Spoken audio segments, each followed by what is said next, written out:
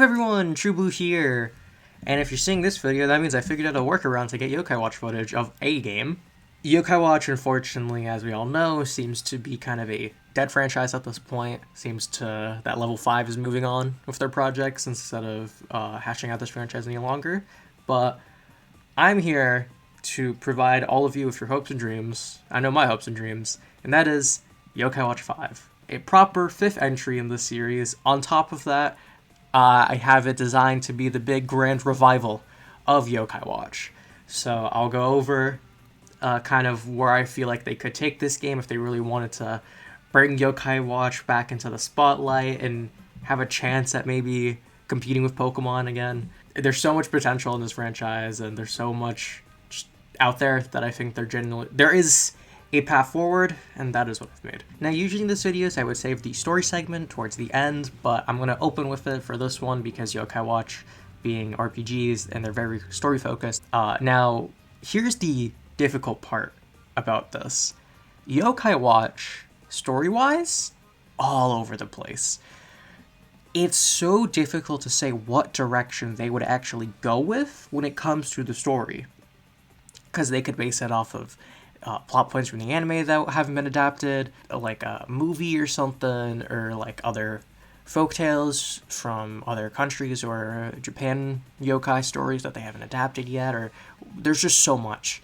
So instead, I'm kind of not giving a proper story. I rather have like a general, premise that a story could be built around.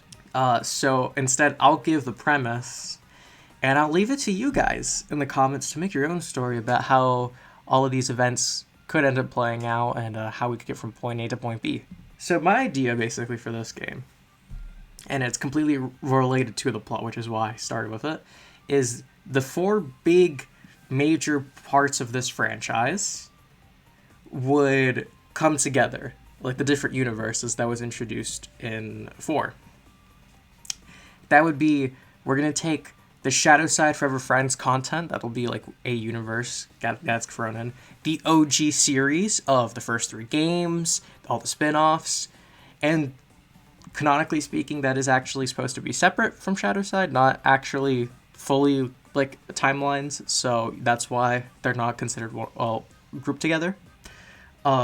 Then Jam Y Academy, that is another one, and lastly, the modern anime 2019 reboot as well. I'm going to group all of those anime-specific parts, one collective universe that's also thrown in. Those 4 different sets of universes get mixed in one massive story. And most of the game, they're actually split up. They all have their own like story arcs, their own things they go through, and then they converge, and then you get to the, 75% of the way through the story, they all converge, and then bam, you keep going through the game all together now. Throughout the story, the characters, not only are they going for their own things, they're fighting what I like to call hybrid yokai, which would be mixes of the various versions of characters we have, since, we have so many different Drabanyans, Whispers, Komasans.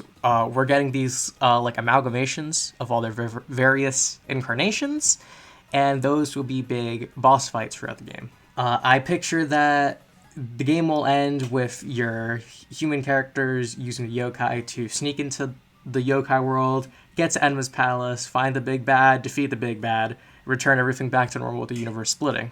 Well, not fully, because there needs to be a post-game, but yeah. Speaking of characters, I have it split up so you have 5 characters, because it's Yokai Watch 5, and there's 4 playstyles.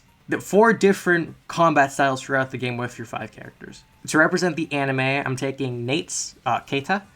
I will be taking that version of Nate, who has just the standard or classic Yokai Watch, but the medals he uses have like a music note on them for the anime yokai.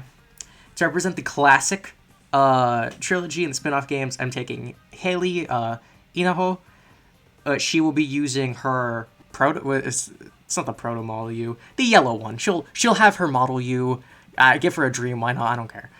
She'll have that Yokai Watch, which the anime doesn't use, as of right now at least.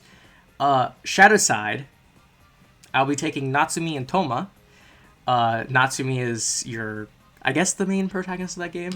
but she has the arc, and then Toma has the ogre, and unfortunately, I didn't want so many different characters from Shadowside, so I didn't take the guy from Forever Friends, or the person with the disc. Can't remember their names.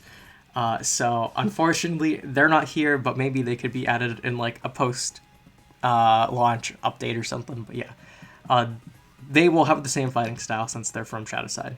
Lastly, Jinpei will be there for Jam. I'll just transition smoothly into like the gameplay, but those are the characters that'll kind of converge throughout the story, and we'll see the other characters. Of course, we'll see like Classic, Nay. We'll see like, other characters from Y Academy. You know, the only thing is they might not be playable, or they'll be weekends, or they'll be they'll have certain issues going on. For example, I think it'd be cool if maybe Classic Nate was just kind of so powerful already that whatever this big bad was dealt with him beforehand. Like, he's not dead. But he's not able to join on the adventure. So that's why the anime one's here. And like maybe the other characters going for their own things, whatever the case. But I did say they all have their own combat style, and that is, this game is based off of the original Yokai Watch 1. Combat-wise, at least. It'll have Shadowside levels of exploration with their towns, jump, you can explore everywhere, everything's very open. Yokai on the lands, and then you can go and do the old school kind of scan on like trees and bushes. Have everything that 4 basically did. But for the combat, when you enter combat, you'll have, depending on which character you're using, you'll have one of 4 styles. 2 styles are various versions of Yokai Watch 1 and 2's combat, and the other 2 are based off Yokai Watch 3, which had the grid system. The only difference with the grid system is instead of rotating your characters, you're now portraying where they are on the field, and that could affect how they're getting attacked, who's being targeted. So it's a minute enough difference that they have to kind of be separate branches, but it's close enough to where it wouldn't be too difficult to actually, have yokai fighting. They could definitely easily mix and match stuff. So now the anime will be for Yokai Watch 1 and 2. That'll be the classic rotate between your 6, purify them, ultimates, whatever. And then to represent Yokai Watch 3, Haley, even though she is meant to represent the classic set of game, she does have the 3 style of combat, and that also includes the various weapons you unlock throughout the game. Maybe you can also include the ones from Busters 2, and have the treasure weapons, have custom attacks in this game as well that can be used with medals. Shadowside will be a variation of 3. So you'll have the grid system, but this time you're forced to fight with one of the 2 human characters, Natsumi or Toma. They'll have their own way of attacking, like auto attacks. But the whole thing is, those battles are solely reliant on them. If they go down, it's over. The battle's over, regardless if the other yokai are still able to fight. And the whole goal is kind of, they're strong, but you need to protect them, and that's why it's the grid system, is you can move other yokai in the way of them, and all that. You can also switch back and forth on the fly between Toma and Natsumi, just like in Shadowside. So in the middle of combat, Natsumi's down, you switch to Toma. Lastly, why? It's also based off the classic style, but this time it's based off the boss battles. Jinpei will take one of his many forms, and instead of you fighting a boss, Jinpei acts as the boss. You are now this big, singular character, large health bar, large attacks, but you're kind of slow, and the idea is every time you're fighting an opponent, it would be you're the boss, they're not. Those are just yokai. So it would be a very interesting mechanic, because I don't think we've ever seen that before, but it'll be a fun way to switch up the gameplay. Now, that is the bread and butter of the game, is that combat, the mixes of combat, the fact that you have to switch between all of them. And I like to think it would be kind of, for all the characters converge at various points, maybe beforehand they'll mix, but the yokai you'll be able to access at those points won't. So, for example, theoretically, say Classic and Shadowside mix, they'll be able to switch yokai at that point in the story, but the anime and Y Academy cast cannot access those yokai yet. Speaking of, every yokai will also be, once you access everything, every yokai will then be able to be used in any format. Classic Jibanyan can be used in any of the game modes, Shadow Side Jibanyan, whatever the case. They can fight in any game mode whatsoever, doesn't matter. And throughout the game, characters will unlock various other methods to fights in these other game modes. For example, maybe Classic can be brought to Anime Keita, he gets a dream or something, or he gets his own arc. Y maybe gets a new version of his watch that allows him to fight as one of the more traditional styles. Something like that. It would be something interesting like that throughout the story, so you aren't technically forced to use these characters in those styles. They'll be able to switch throughout, granting extra, combat options since, Shadow Side, you're using the characters. Y Academy, you're the boss. Classic, you have access to the weapons. Obviously, anime is so traditional, it wouldn't be too crazy, but it would be kind of nice to be like, oh well, I am playing with someone else.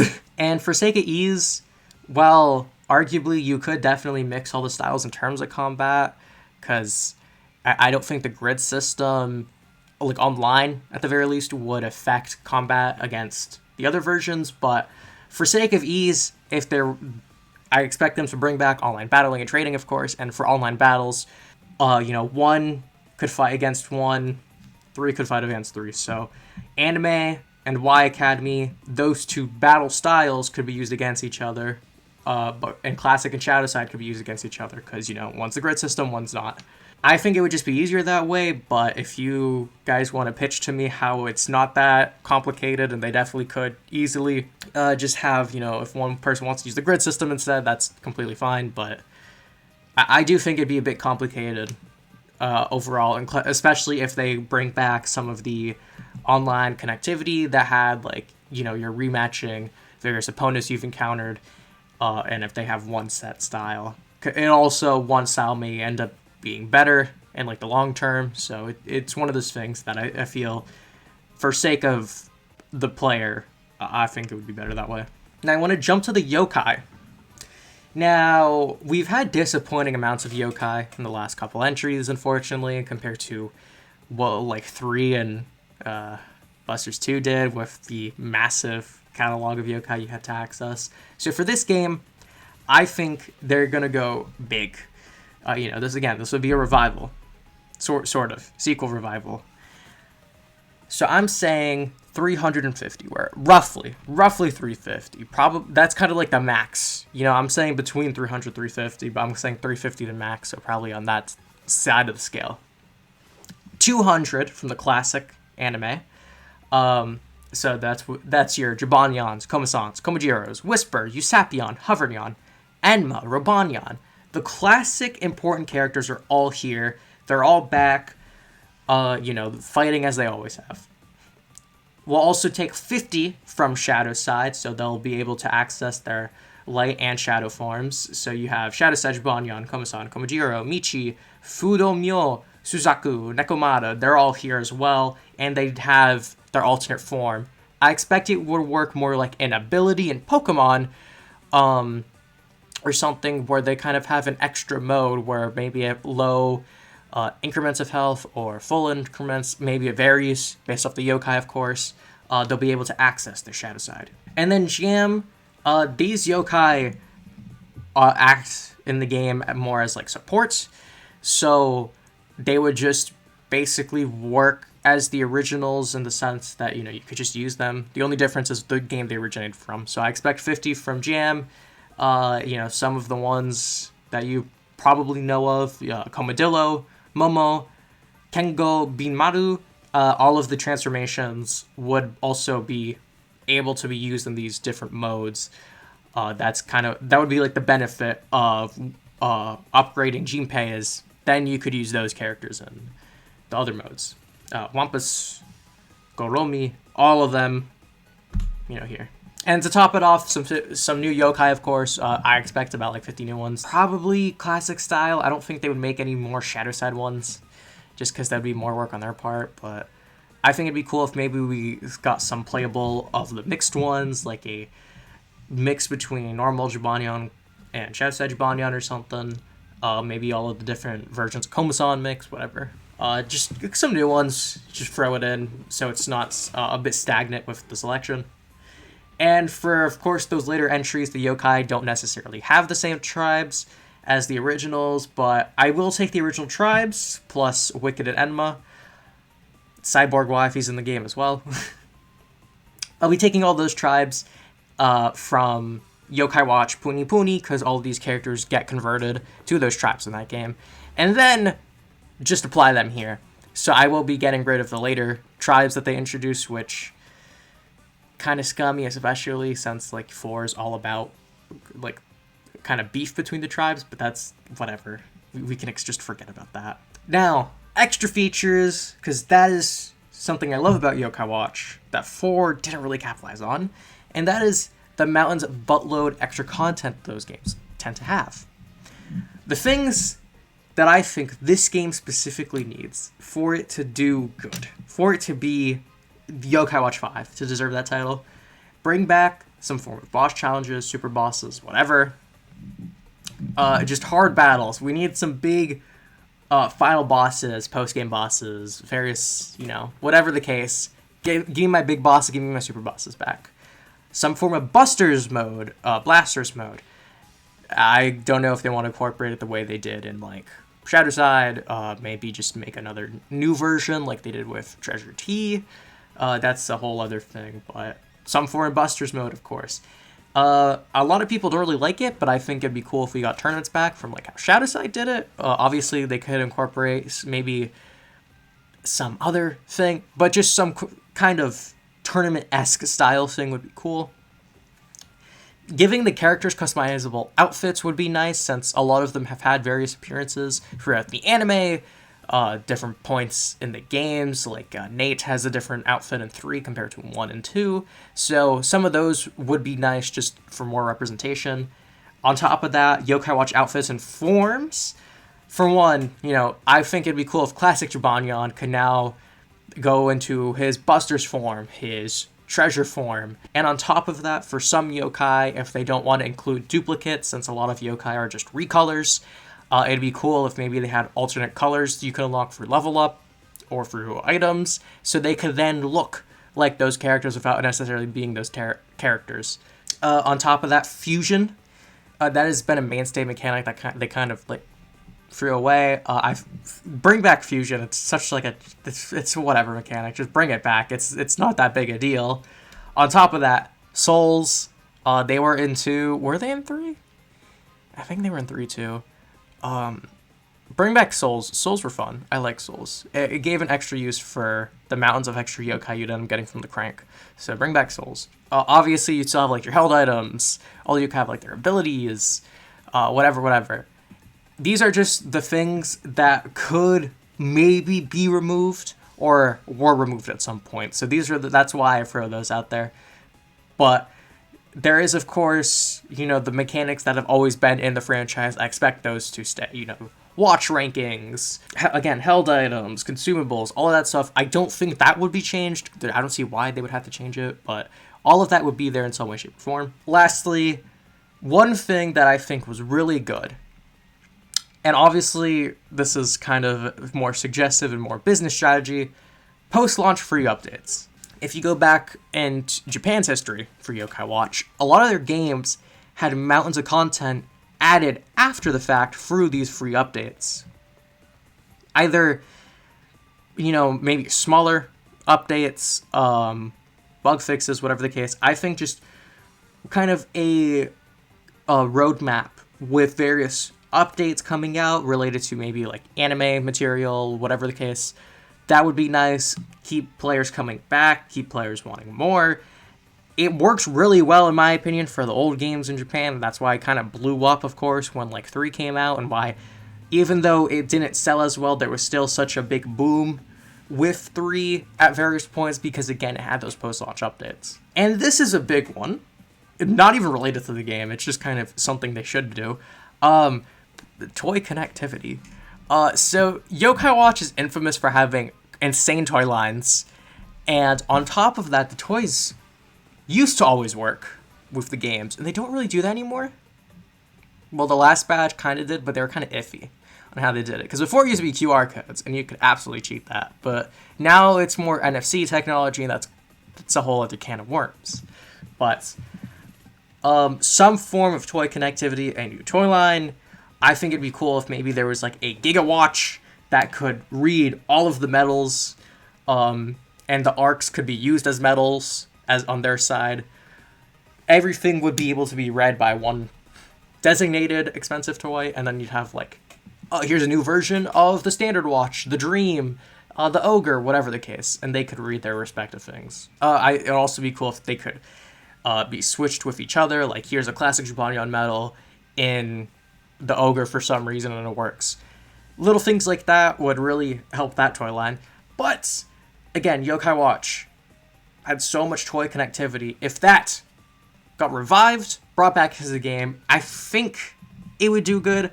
This is very much more business and subjective, because I'm just a fan of the various products they released, but I think they could do something there.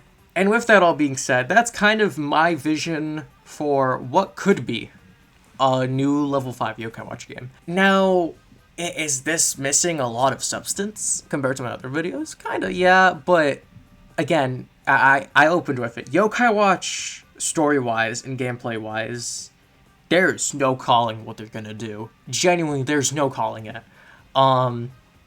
There's no way I can sit here and accurately predict what theoretically would be Yokai Watch 5. Ever since 3, every game is going in a different crazy direction. The plot goes in crazy directions every time. It's so hard to say where they would go. I'm kind of taking what works in the general, zeitgeist of pop culture, what people are looking at right nowadays, what they would do, what they could do, and what would the fans like.